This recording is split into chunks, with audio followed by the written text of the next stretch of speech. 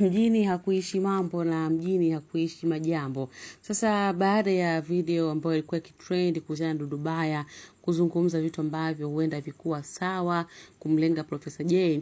Sasa msanii Dudu Baya ameomba radhi msanii mkongwe Professor Jay kufuatia maneno makali ambayo aliyatoa dhidi yake kupitia video iliyosambaa hivi karibuni.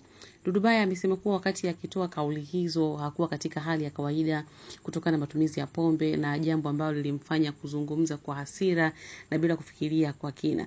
Na mbali na hilo, Dudu Baya kuomba msamaha, pia aliweza kusisitiza kuwa anaomba msamaha kwa dhati na anatamani urafiki pamoja na heshima yao irejee kama ilivyokuwa hapo awali. Tunakumbuka pia Dudu Baya naye ni mmoja kati ya legend, mmoja kati ya wasanii ambao wamefanya kazi zamani.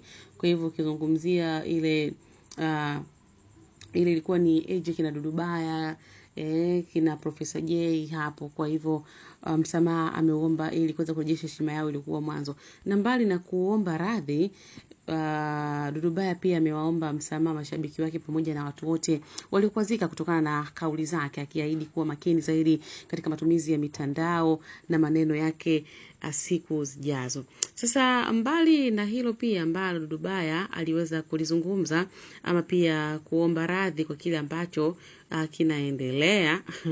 Dudu Baya pia bwana kuna kitu ambacho aliweza kukizungumza na kusema kwamba huenda sasa hivi asifanye interview na media. Anaogopa nini?